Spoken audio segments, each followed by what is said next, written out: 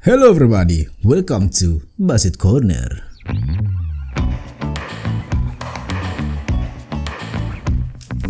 Assalamualaikum warahmatullahi wabarakatuh. Apa kabar semuanya? Ketemu lagi sama gua Basit di Basit Corner. Dan sekarang ini kalian itu lagi menetap di mana? Kalian ini rumahnya pada di mana nih? Di komplek kah? Di perkampungan kah? Di apartemen kah? Atau di hutan?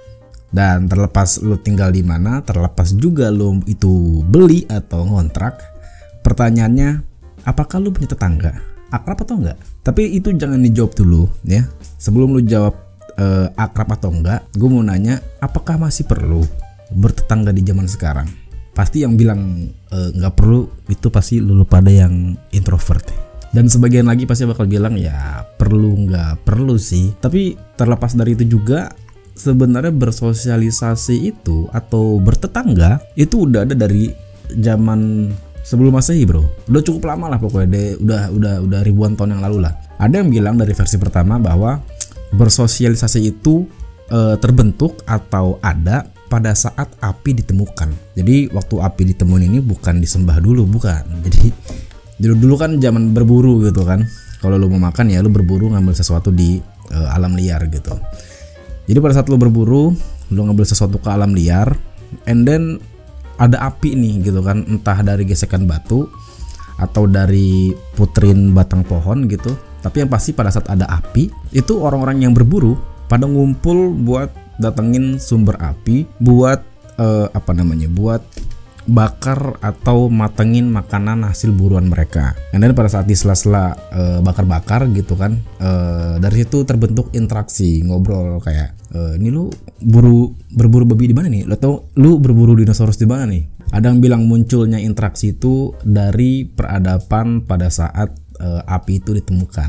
Tapi ada lagi dari versi lain yang bilang bahwa bersosialisasi itu muncul pada saat bahasa yang efektif itu dilakukan, ditemukan. Terlepas dari itu juga, entah dari versi mana yang benar, yang pasti peradaban sosialisasi itu udah ada dari ribuan tahun yang lalu. Tapi dunia ini setelah melewati berbagai peradaban gitu ya, setelah melewati beberapa peradaban sosial, dan kita hidup di zaman sekarang, ya kita mau nggak mau dibentrokan sama bertetangga. Karena kita hidup sebagian besar di pemukiman. Balik lagi, lu entah di perkampungan, entah di perkotaan, entah di perdesaan. By the way, desa sama kampung bedanya apa ya? Ya pokoknya dimanapun lu, yang pasti kita hidup di pemukiman gitu. Dan pastinya kita pasti mau bertetangga juga gitu kan. Tapi itu bisa terjadi kalau misalkan lu nemu tetangga yang asik. Kalau nggak asik boro-boro mau nimbrung ya kan. Dan contoh tetangga yang nggak asik itu pernah ditemukan. Kayaknya lu juga pernah tahu deh. Jadi ada kasus di suatu daerah di Tangerang gitu ya. Itu jadi ada perempuan ngekos dia, dan ada teman laki-lakinya ini mau ke kosan si perempuannya, dan dengan sengaja pintu kosannya ini dibuka. Jadi memang mereka ini nggak berduaan di dalam kamar gitu. Jadi memang di sudut, di tepi pintu gitu kan, dan sengaja dibuka supaya orang-orang luar itu bisa ngelihat keberadaan mereka gitu kan. Tapi justru tetangga-tetangga yang gak asik ini, dan justru malah si Pak RT-nya yang memprovokasiin warga, yang seharusnya di mana Pak RT itu jadi mengayomi para warganya gitu kan seharusnya. Tapi faktanya di daerah tersebut, di suatu daerah di Tangerang, itu justru Pak RT-nya yang memprovokasi warganya buat ngegerebek kosan si perempuan tersebut. Karena diduga dia melakukan perbuatan tidak terpuji. Begitu kata mereka gitu. And then pada saat disambangin, itu dua anak muda itu diarak keliling kampung, habis itu ditelanjangin, diseramin air got. Pokoknya parah dah pokoknya. Kalau nggak salah si laki juga digebukin deh. Nah habis itu setelah insiden itu beberapa bulan kemudian si pasangan ini melakukan pernikahan. Melakukan pernikahan. Tapi sebelum itu, karena dia nggak suka sama perlakuan si Pak RT dan teman-temannya ini, jadi si pasangan ini menuntut ke pengadilan, sehingga si Pak RT dan para warga itu mendapat ganjaran minimal 2 tahun. Dan yang paling lama itu jelas Pak RT-nya, karena dirasa yang memprovokasiin warga sebagai provokator gitu. Dan belakangan baru ketahuan katanya si Pak RT-nya ini suka sama si perempuan tersebut. Jadi ada unsur cemburu gitu ya. Tapi itulah salah satu bentuk tetangga yang kurang asik, sehingga jadi ngerugin buat lo gitu. Nah baru tuh beberapa bulan kemudian si pasangan tersebut menikah. Dan juga masalah-masalah lain itu kerap muncul di kehidupan bertetangga zaman sekarang. Masalah-masalah yang lain itu biasanya ada yang secara fisik. Gue nggak tahu ya masih ada nggak ya tetangga-tetangga yang ngomongin gitu, yang ih si Pak ini punya mobil baru, tapi ada juga tetangga, banyak temen gue kan, banyak punya temen yang freelance gitu kan. Banyak dari mereka yang disangka sama tetangganya ini, padahal tinggalnya nggak di kampung-kampung banget, biasa aja gitu. Yang disangka sama tetangganya ini dia ngepet atau enggak melakukan suatu tindakan yang nggak sesuai norma. Jadi banyak teman-teman gue ini yang disangka entah judi online apa segala macem, karena ada tetangganya yang bilang sama gue juga, itu si katakanlah si A gitu ya, itu si A kerjanya apa ya, kok dia di rumah terus, setiap hari ada Gojek, ada GoFood terus gitu di depan rumahnya gitu, selalu order makanan, dan setiap seminggu sekali atau beberapa kali dalam sebulan itu kok dia selalu beli barang, itu dia duit dari mana, padahal saya nggak pernah lihat dia kerja keluar. Nah itu tetangga-tetangga yang kayak gitu tuh tipikal-tipikal yang nggak asik gitu. Dan ada lagi gesekan-gesekan yang timbul bukan karena dari nyinyiran atau verbal secara terang-terangan gitu. Ada juga yang pengaruhnya itu dari internet. Gimana caranya gitu kan? Ya jadi gini, jadi banyak orang-orang tua sih tepatnya ya. Jadi mereka ini yang baru kenal internet gitu ya, padahal dia bertetangga sama tetangganya ini, katakanlah dia punya tetangga dengan ras tertentu lah, dengan kita bisa bilang katakanlah Chinese atau enggak ya ras-ras lain lah gitu ya. Katakanlah dia bertetangga sama ras tertentu gitu, yang padahal dia selama bertahun-tahun dia bertetangga itu baik-baik aja, normal gitu, saling sapa, tegur, ngobrol segala macam. Tapi setelah kenal internet gitu ya, dia buka platform sosial media gitu, Facebook, Twitter, YouTube segala macam. Dia ngelihat informasi tentang ras tersebut yang negatif-negatifnya gitu. And then dia dapat informasi itu terus gitu kan, secara terus-menerus, dan pada akhirnya dia jadi informasi itu sebagai bubble-nya dia gitu, bubble internet mereka, bubble algoritmanya mereka gitu kan. Apa yang lo tonton itu lo bakal dikasih terus gitu kan. Jadi pada saat dia udah dapet informasi itu secara terus menerus, dan dia dapat informasi yang negatif tentang suatu ras dari tetangganya dia gitu ya, yang dimana mungkin informasi tersebut juga sedikit memprovokasi ras tersebut, sehingga di kehidupan aslinya dia jadi dia jadi sinis sama tetangganya yang yang menjadi objek di internetnya ini yang negatif gitu ya. Di kehidupan nyatanya dia jadi sinis gitu, yang padahal secara real life-nya gitu ya sama sekali nggak ada gesekan-gesekan tertentu, nggak ada ngutang satu sama lain atau ngatain anaknya, ngatain bapaknya segala, enggak. Jadi dia di rumah aja gitu ya, di rumah aja buka internet segala macam, Facebook apa segala macam, dengar berita-berita tentang rasnya tetangganya gitu ya, yang negatif pastinya, sehingga pada saat dia ketemu tetangganya jadi sinis gitu. Itu banyak banget ditemuin di kehidupan kita. Asalnya dari mana? Dari internet. Makanya kita dalam berinternet itu harus bijak, harus smart. Nggak cuma handphone doang yang smart, tapi lu juga harus smart gitu kan. Itu ungkapan lama banget. Supaya apa? Supaya lu nggak kejebak di bubble tersebut gitu. Supaya lu wise gitu dalam menggunakan internet. Ya yang dikatakan sama artikel tersebut atau video tersebut ya at the momentnya aja, oknum aja gitu ya, sehingga lu terhindar dari masalah-masalah real life gitu. Makanya beruntung banget lu ketemu lingkungan yang yang support sistemnya positif, yang open minded gitu ya, terlebih lagi sefrekuensi, dan yang paling penting ngerti cara berinternet. Itu penting banget. Terus pertanyaannya, gimana sih caranya kita bisa dapat tetangga yang open minded atau yang sefrekuensi gitu ya? Menurut gue ini salah satu tindakan yang mungkin harus lo lakuin, tapi ini salah satu, gue nggak tahu ini absolut atau enggak.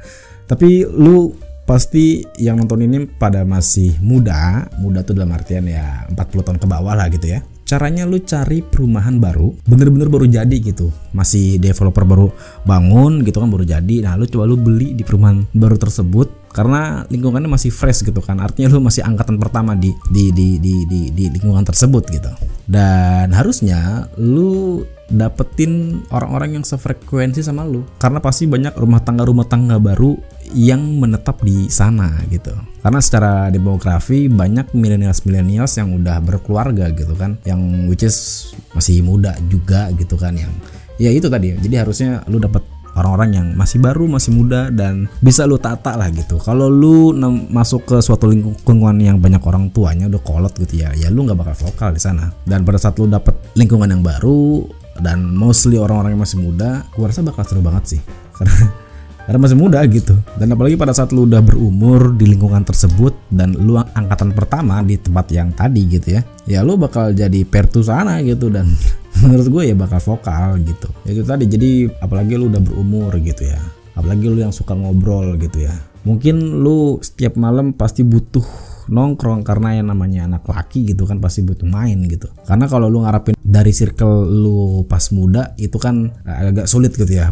Pastinya kan pada saat lu udah berumur, teman-teman lu, circle lu yang pas masih muda kan pasti nggak pasti, maksud gua mostly jadi banyak yang udah jauh gitu ya. Sehingga ya lu di rumah lu, di lingkungan lu ketemu sama orang itu aja gitu ya. Sehingga ya buat temen lu main gaple gitu kasarnya gitu kan, buat nongkrong di warkop, warung sebelah rumah lu gitu, atau enggak di pos satpam. Kan komplek juga ada pos satpam gitu kan. Ya buat hal-hal kayak gitu, buat cekikikan bareng segala macam. Maksud gue ya anak udah pada gede gitu kan, udah pada banyak urusan gitu, sama istri ya beda lah gitu. Butuh cekikikan anak-anak muda gitu, anak laki-laki ya lah ya. Gue rasa gitu sih. Karena di samping itu juga bertetangga pun menurut gue penting untuk tahu lu meninggal. Maksudnya gimana? Jadi pada saat lu meninggal ya kan, pada saat lu pada saat lu di lingkungan lu meninggal, ya siapa yang tahu pertama? Tetangga lu men, bukan saudara lu. Karena ya mungkin saudara lu tahu, tapi kan butuh perjalanan gitu. Yang ngurus tenda, yang ngurus ya tek-tek bengek lah gitu ya. Pasti tetangga lu tuh yang ajak-ijik ya kan, yang mondar-mandir, yang ngurusin segala macem gitu. Dan itu penting menurut gua. Dapat lingkungan yang terlalu apatis, ada negatif, ada positif. Negatifnya ya itu tadi, lu mati kadang tahu. Menurutku gitu ya. Jadi makanya dari kitanya dulu aja yang baik aja gitu dalam bersosialisasi gitu. Perkara orang mau bayar atau enggak ya itu urusan mereka lah gitu ya. Lu nggak bisa kontrol gitu. Paling enggak dari kitanya dulu aja baik gitu. Karena at least lu disapa senyum, udah itu aja. Biar enggak biar enggak jadi omongan gitu. Namanya orang bertetangga ya kan. Kalau tetap kita udah baik gitu, terus kita tetap dijelek-jelekin, pasti kan dari kitanya pun juga mikirnya ya antara lu cabut atau gue yang cabut nih gitu kan. Makanya ada riset di Jerman yang bilang bahwa tempat tinggal itu yang paling efektif lu ngerental, lu ngontrak apartemen apa segala macem. Karena menurut mereka harusnya tempat tinggal yang ngikutin tempat kerja lu, bukan tempat kerja lu yang ngikutin tempat tinggal. Ini balik lagi ke tradisi di budaya tersebut, di budaya di negara tersebut ya. Kalau di Jerman buat riset begitu katanya. Jadi harusnya tempat kantor tempat tinggal itu yang ngikutin tempat kerja lu. Jadi lu bayangin kan kita dapat kantor, dapat kerjaan kan nggak tahu ya berapa jaraknya gitu kan. Katakanlah ternyata lu dapat 80 km jarak kerja jarak kerja lu gitu ya. Kan lu nggak mungkin PP gitu ya. Lu bakal tuh di jalan ya kan.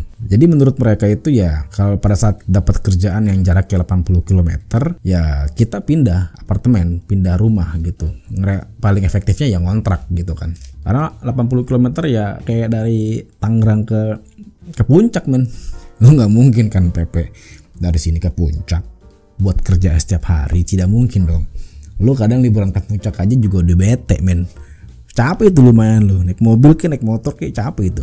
Apalagi lu PP kerja doang gitu kan.